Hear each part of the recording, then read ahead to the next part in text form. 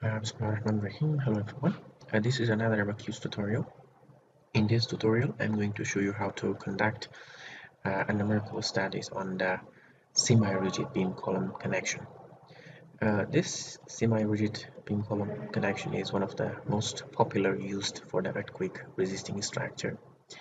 Uh, so we have different type of end plate connection. So one of them is this one, which is quite simple. We have four nut bolts, and this four nut bolt is connected beams to the column, and the end of the beam we have an end plate.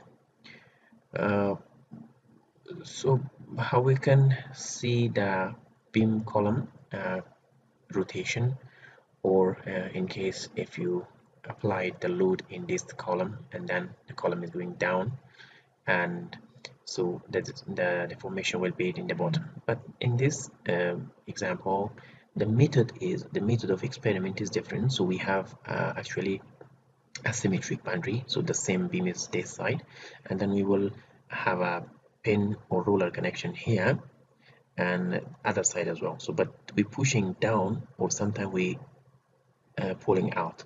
So when we're pulling out, so there will be the rotation in this joint. This rotation sometimes little is enough. That little is which is allowable is okay. This can dissipate some energy during earthquake events. But when the uh, rotation is quite large, so there will be a collapse in this beam column region. Now we want to determine the capacity or moment rotation capacity of these beam column joints. This is actually I taking from one experiment, and this is the size of the beam. If I go to edit, let me unlock the plates. So this is the beam. This is a beam W10 by 20. You can check the available profile, and you can see what is the size of W10 by 22. So this is W10 by 22. So you can see this is 2.14 inches, and uh,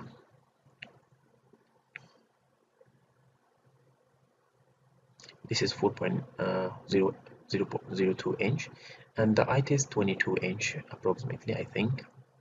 Let me check it. So this is 10.24. So this is we call beam 10 W10 22. Is the length is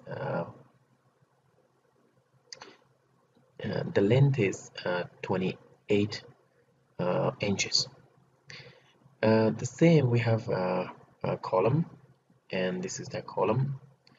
So the column is let me give the edit 24 inches, which is off of the beam, and the section is like this, 6.54 and 0.45, and the same uniformly. So we have this column which is a strong column, weak beam, and also we have end plate. So end plate, this is the end plate. So the thickness of the end plate is 0.5 inches, and the size is 11 by 6.5. So this is the three major part, and we have the bolts. So this is the bolt. You can go to here, the section. So this is the bolt size. The crank area is 0.9 inch, and the top area is, or shank area is 0.3. And we used solid revolve, so we rotated 260, and we got this bolt. So the second is we go to the properties. We use inches, so the Material we use is called uh, using Pascal, so PSI. This is the density, and this is the elastic modulus, and this is the plastic modulus of the beam. And the same, this is for column, elastic, plastic, and this is the bolt.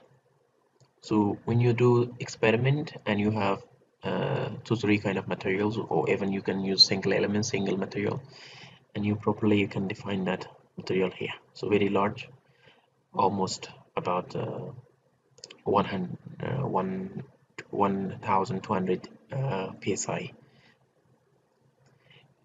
So we assign them using this section is called bolt, flange, column, plate. And now you can go to here is bolt, so the bolt is added using solid elements. So the same others. So I will send this model. You can just use this model or INP file and solve this problem again and check it. Now we brought them and we created assembly. So the assembly is like you putting each elements in the exact parts like this. So it's not difficult job, and you can use here is called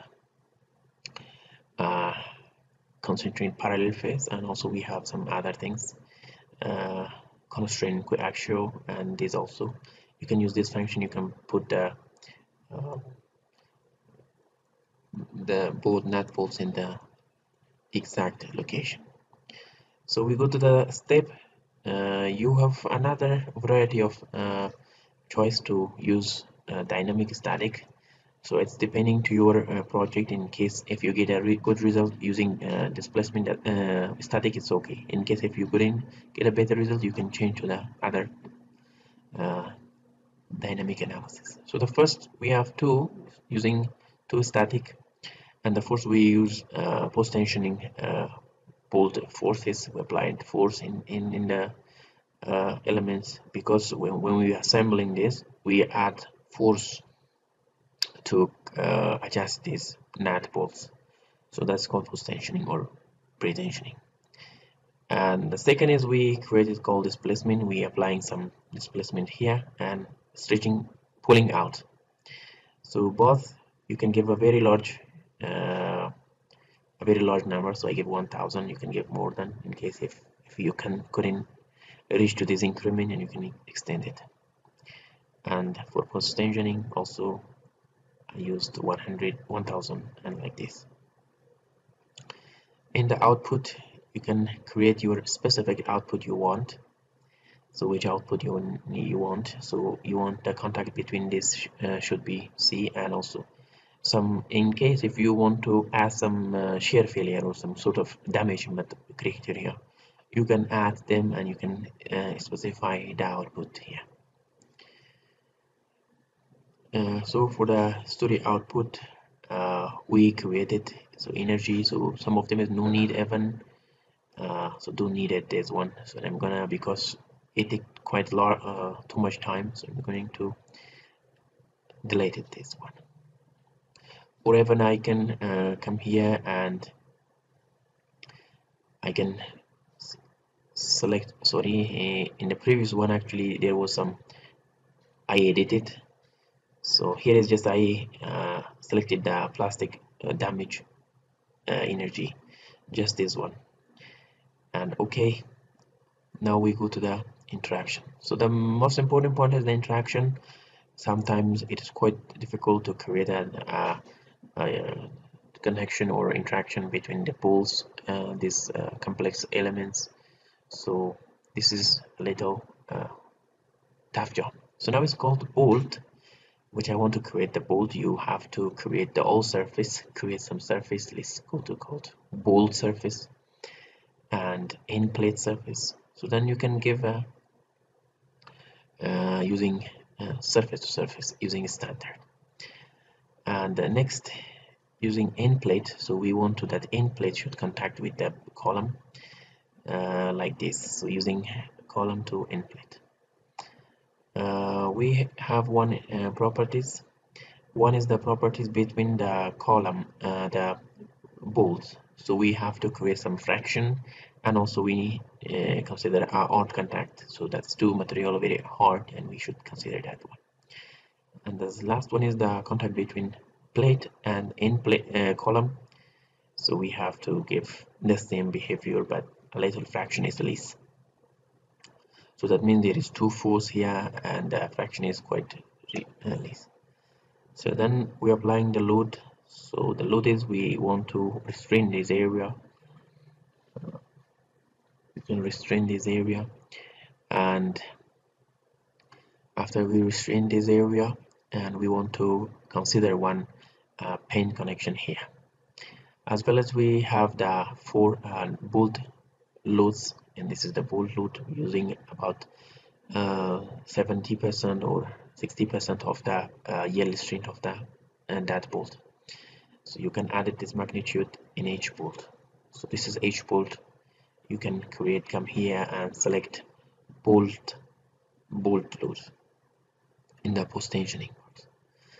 So this is the boundary condition. We have two boundary conditions. So it's initial. In initial, it's called initial here. We have this area we call pin, this one. And the second one is we called symmetric. So it means the other side is exist. And now in the second steps or step, which is called displacement, we adding some displacement in this region, and it's called 4 inches, going to pull it up. And this is here we created a multi constraint point in this area, so we want to pull this area as well to the top. And also we have creating a lateral support, so mostly we have to prevent from the lateral deformation. So usually we're considering a rigid diaphragm for this beam column as well. So that means we also have structure there, but we are not considering them physically, but you will virtually be adding some lateral support. And we finish to loading, and you can create mesh. So mostly we should create some partition.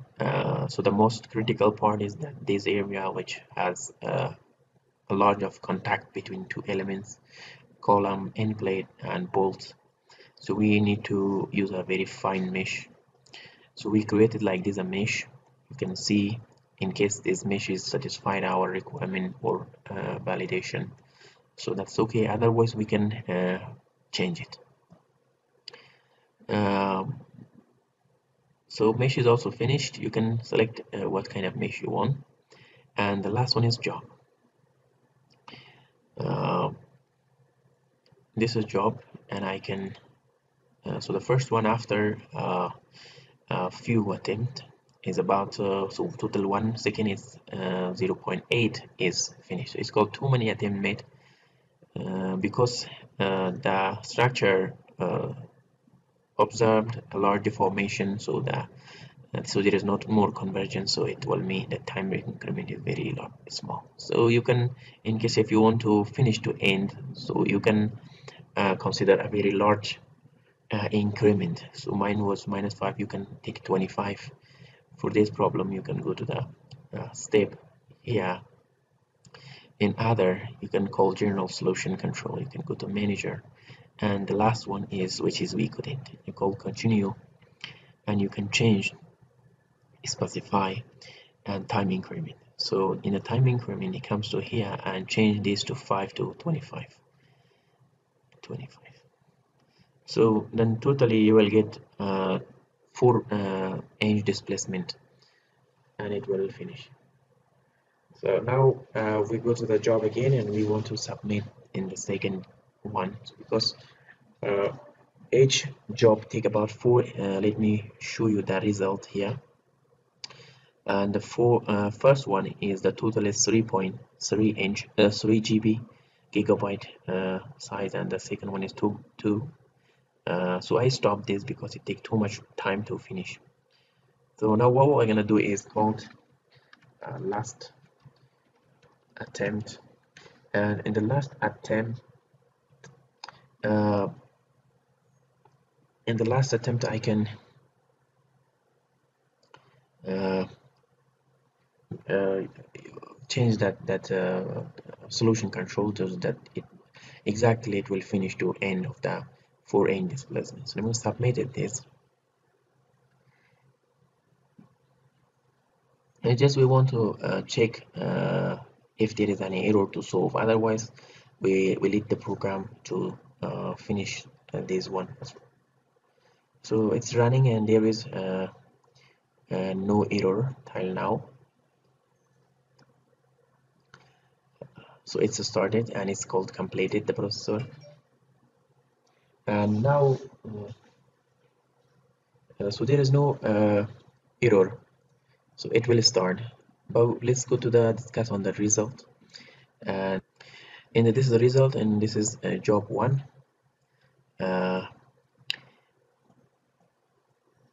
Let me turn on this option. It's called free edges, and here you can see how this Endplate behave. Let me turn on this one, and like this you can see the behavior of this column.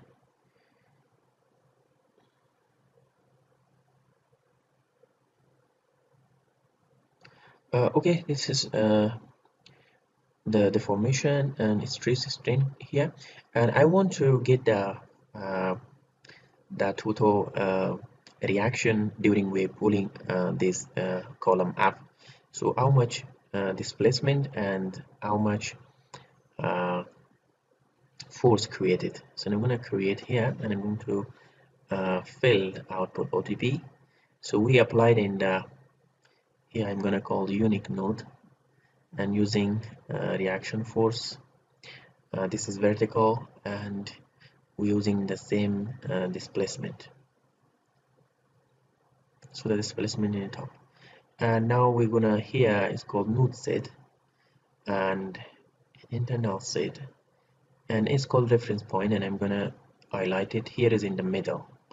So we want to see that point, the force which we applied, and also the total displacement.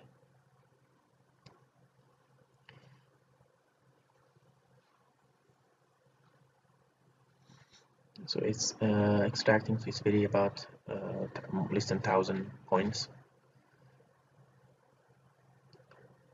So here is the force displacement, and this is the force which is finally degraded, and here is the uh, displacement curve. So you can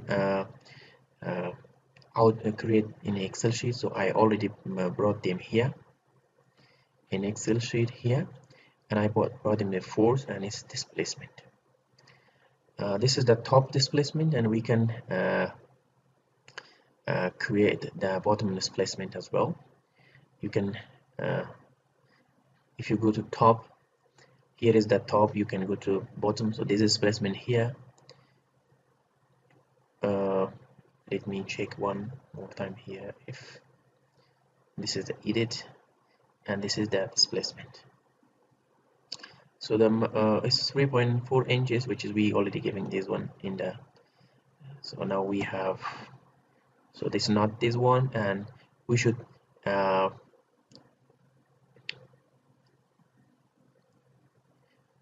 we should get this displacement. This here you can select one node exactly in the top of here and one in the bottom of this two, and then so I already did this one. So it's top of that end of the plate, and it's the bottom. So then we create this equation, and top is can called we changing the top and bottom. So there is some rotation. Exactly we can see. So this is going to be pressed down and it's going to pull out. So you can change. This is the rotation. So we want to measure this rotation using a radian. So we take the degree first, tangents of the top divided by bottom, and the second we would change to the radian, and then we use this equation, the h this one times 0 0.0174, and this is 1000. uh, so we use 1000 factor that to make seeing a little larger. Now again we use this displacement to get the moment. So the moment is the force. This is 48, uh, and the total length of the beam is 38, but we have 1 inch in this area. If you go to the assembly, um, go to this area, so we have 1 inch created as a boundary condition. So this boundary condition from this point to this point is 48, 47. So we create 7 and divided by 1000 to change to the from psi or pound to kips. So then we used this curve to create this moment rotation curve. So like this you can create this one, and also you can consider some damages. We go back to the visualization, and you can see this is the created moment. This is the larger moment, and this is the rotational. So like this you will conduct such analysis, and you will see the moment rotation curve of in beam column. So we also can observe that the deformation is here plastic hinge, plastic hinges, and it's a very large deformation, a loss of stress concentrated here. We also can go to the yield, and this area is yield already, and we also can see the shear stress inside of the in place and slip, and also the deformation you can see here, equaling plastic strain. So it's very less, but it's inside of the if I go to here, you can just observe pretty much in the bolt. So they are in the bolt, you can see. So like this you can finish your analysis. So this is the end of the tutorial, and I will give the link of this model. You can rerun and see how it will work. So we still didn't finish even 1 millisecond because the mesh is quite large and it takes so much time. Yeah, now it's 0.1, so it take about 1 hour 1 day to finish.